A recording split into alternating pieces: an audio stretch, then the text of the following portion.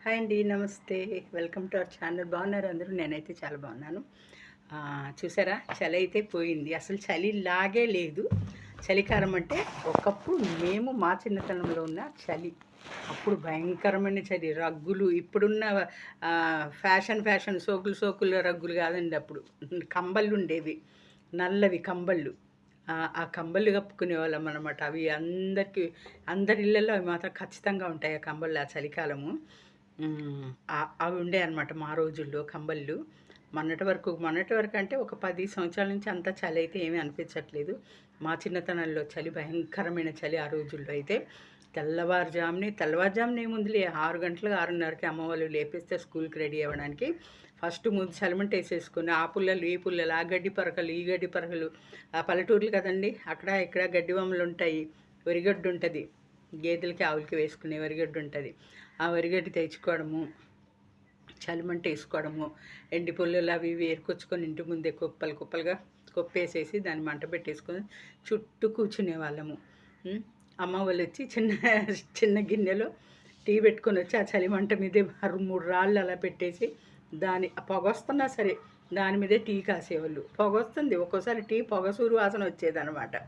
అలాగా చిన్నతనంలో ఆ రోజులు భలే ఉండేవి.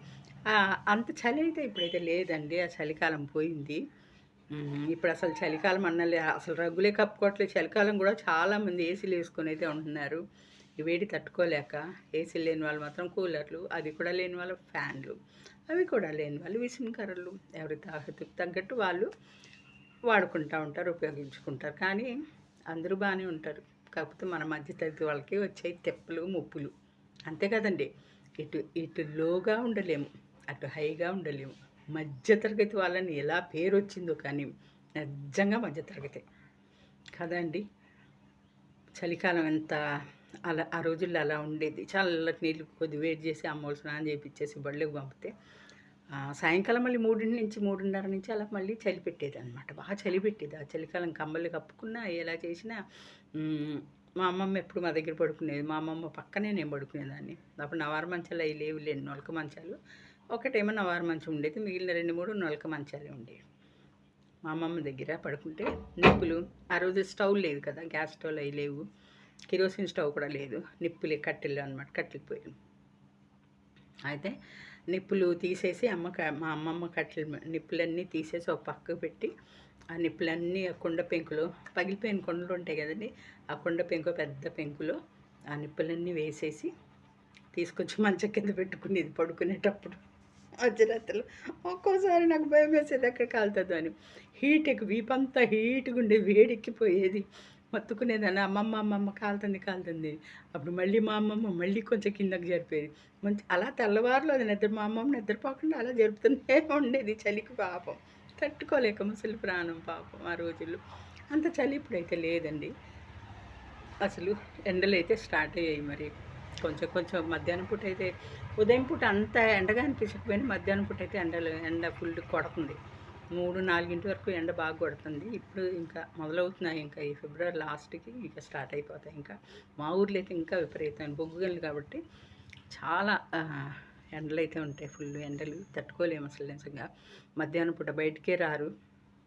ఒక్కోసారి మైకుల్లో కూడా చెప్తూ ఉంటారనమాట, ఎండలో తిరగొద్దు ఎవరు, 10 అందరూ పనులు ముగించుకొని రోడ్డు మీదకి ఎవ్వరు రావద్దని. నిర్మానుష్యంగా ఉంటాయి రోడ్లన్నీ కూడాను. అసలు అంత భయంకరమైన ఎండ అయితే ఉంటుంది.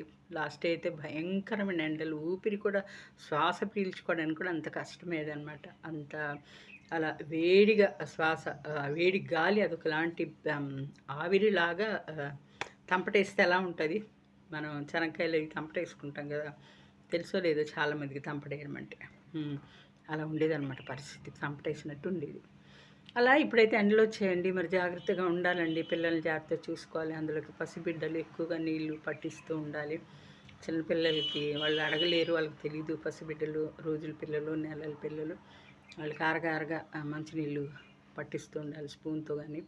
ఎలాగైనా నీళ్ళు అయితే పట్టించాలి. ఫ్రూట్స్ ఎక్కువ తీసుకోవాలి. తినగలిగే శక్తి ఉంటే మజ్జిగ ఎక్కువ తాగాలి. పెరుగు కన్నా మజ్జిగ చాలా మంచిదండి. మజ్జిగ బాగా పల్చగా మజ్జిగ చేసేసుకొని చక్కగా అదే అరగా ఒక గ్లాసు అలా తాగుతూ ఉంటే సాయంకాలం వరకు కొద్దిగా చల్లదనం అనేది ఉంటుంది. ఎక్కువ ఫ్రిడ్జ్ వాటర్ ఎక్కువ తాగకూడదు. ఐస్ గడ్డలు అస్సలు యూజ్ చేయకూడదు. ఎండాకాలం మనం ఎక్కువగా పిల్లలు ఇష్టపడేది ఐస్ గడ్డలు అనమాట. ఐస్ వేసేసుకొని అన్నిట్లో ఐస్ క్యూబ్స్ వేసేసుకొని వాటిలో జ్యూసులు చేసేసుకొని వాటిలో వేసేసుకొని తాగుతూ ఉంటారు. ఐస్ గడ్డలు అసలు మంచిది కదా, ఇంకా వేడి అవి. బయటికి ఎక్కువ తిరగకూడదు ఎండల్లో. చాలా జాగ్రత్తగా ఉండాలి. స్కిన్ కేర్ పాటించాలి. పిల్లలు అసలు ఎండలోకి వెళ్తే చర్మం కమిలిపోతుంది. తెల్లగా ఉండే పిల్లలు చాలా ఇబ్బంది పడతారు. వాళ్ళు తొందరగా బ్లాక్ అయిపోతారు. కమిలిపోయినట్టు అయిపోతే శరీరం వాళ్ళది. పిల్లల్ని జాగ్రత్తగా చూసుకోవాలి ఎండాకాలం. అలాగే పెద్దలు కూడా అనమాట. టైంకి ఏదైనా కూరగాయలు, ఏదైనా బజారు పనులు ఉంటే పొద్దున పూటే 11 లోపు చేసేసుకొని ఇంటికి వచ్చేయాలి. మళ్ళీ సాయంకాలం 6 వరకు బయటకు వెళ్ళకూడదు. ఇక డ్యూటీలకి ఆఫీస్కి వెళ్ళే వాళ్ళు, లంచ్కి ఇంటికి వచ్చేవాళ్ళు, మళ్ళీ 2-2:30కి వెళ్ళేవాళ్ళు. ఇక వాళ్ళకంటే హెల్మెట్లు అవి ఉంటాయి కాబట్టి జాగ్రత్తగా వాళ్ళు కేర్ తీసుకొని వాళ్ళు డ్యూటీలకి వెళ్ళిపోవచ్చు మంచిగా జాగ్రత్తలు పాటిస్తూ. ఎందుకంటే ఎండాకాలమేనండి, ప్రతి ఒక్కరు కూడా జాగ్రత్తలు చెప్తారు. ఎందుకంటే అంత భయంకరమైన ఎండలు ఉన్నాయి కాబట్టి. మనం ఇదివరకు అంత ఎండలు లేవు, అంత చలి లేవు.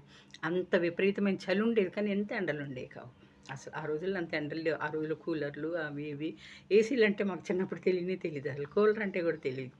ఎందుకంటే చిన్నప్పుడు ఏంటి అసలు నేను 10th క్లాస్కి వచ్చేదాకా కూడా నాకు కూలర్ అంటే లేవు, నేను చూడలేదు. ఎవరైనా బాగా డబ్బున్న వాళ్ళ ఇళ్ళల్లో ఉన్నాయమ్మా, తెలీదు. నేను అసలు చూడనే లేదు, కళ్ళతో కూడా చూడలేదు కూలర్లు కూడా. ఏసీ అంటే అస్సలే తెలీదు, వినడమే తప్ప. ఏసీ రూమ్లు, ఏసీ సినిమా హాల్స్ ఉంటాయని వినడం తప్ప అసలు చూడలేదన్నమాట. ఇప్పుడు ప్రతి ఒక్కరి ఇంట్లో ఏసీ ఉంటుంది. ఎందుకంటే ఈ ఎండల్ని బట్టి సప్పో చేసుకుని తలతో ఆకటి పెట్టుకొని ఏసీలు కొనేసుకుంటున్నారు. ఎందుకంటే పిల్లల్ని ఉడుకులో ఉంచలేక అల్లాడిపోతారు వేడికని. అలాగా సప్లో చేసుకొని వడ్డీలో తెచ్చుకొని ఏసీలు అయితే బిగించేసుకుంటున్నారు ప్రతి ఒక్కరు కూడా.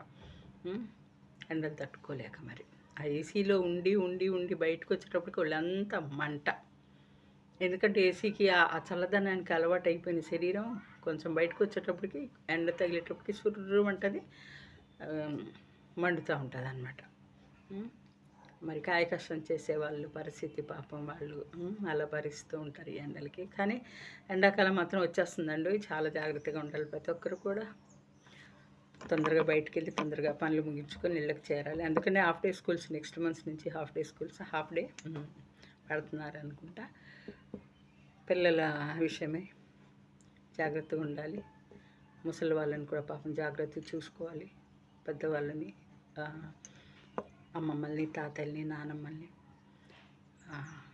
జాగ్రత్తగా చూసుకోవాలి. వాళ్ళకి పాపం ఎక్కువగా ఫ్రూట్స్ లాంటివి ఇవ్వాలి. అరగవు, వాళ్ళు ఏం తిన్నా కూడా అరగవు కదా పాపం, పెద్దవాళ్ళు కాబట్టి.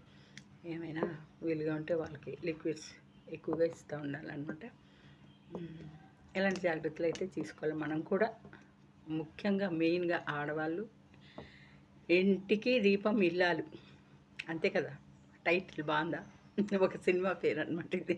ఇంటికి దీపం ఇల్లాలు. ఆడవాళ్ళే కదండి ఇంటికి దీపాలు. దేనికైనా కూడా సమర్థించుకునేది, సర్దుకునేది, బాధ్యతగా చూసుకునేది, పిల్లల్ని, భర్తని, మొత్తం కుటుంబాన్ని అంతా చక్కబెట్టుకునేది ఇంట్లో ఇల్లాలు మాత్రమే కదండి. ఆడవాళ్ళు వాళ్ళ ఆరోగ్యం వాళ్ళు కేర్ తీసుకోవాలి. మంచిగా వాళ్ళు ఆరోగ్యంగా, బలంగా, చక్కగా ఉంటే, హెల్తీగా ఉంటే పిల్లలు, కుటుంబ సభ్యులందరూ హెల్తీగా ఉంటారనమాట. జాగ్రత్త. ఎండాకాలం అందరూ క్షేమంగా ఉండండి. మీరు మీ జాగ్రత్తలు పాటించండి. ఎక్కువగా లిక్విడ్స్ తీసుకోండి. తర్వాత ఈ ఎండాకాలం ఎక్కువగా పిల్లలు ఫేషియల్స్ అని అవన్నీ ఇవన్నీ చేయించుకుంటూ ఉంటారు. వాటికి కొంచెం అంత దూరంగా ఉంటే బెటరు అంటారు అందరూ. ఎందుకంటే ఏదైనా పడనివి ఉంటే ఎండాకాలం ఈ టైంలోనే కొంచెం మొహానికి వాటికి ఏమైనా క్రీమ్లు అప్లై చేస్తే కొద్దిగా ఏమైనా రియాక్షన్ అయ్యే పరిస్థితులు వస్తాయంట. ఎవరో చెప్తుంటే నేను విన్నాను. ఎవరో ఏంటి, మా పిల్లలే మాట్లాడుకుంటుంటే నేను విన్నాను, అదే మీకు చెప్తున్నాను. అందుకని ఆరోగ్యపరంగా చాలా జాగ్రత్తగా ఉండండి. పిల్లలు, పెద్దవాళ్ళు, వృద్ధులు కూడా, నా వయసు వాళ్ళు కూడా చాలా జాగ్రత్తగా ఉండాలి. ఎండాకాలం చాలా కేర్ తీసుకోండి. ఆరోగ్యంగా ఉండండి. ఆరోగ్యమే మహాభాగ్యం కదా. ఈ వీడియో మీకు నచ్చినట్లయితే ఒక లైక్ అయితే ఇవ్వండి. సబ్స్క్రైబ్ చేసుకొని నా ఛానల్ని సపోర్ట్ చేయండి. మళ్ళీ ఒక మంచి వీడియోతో కలుద్దాం. Thank you.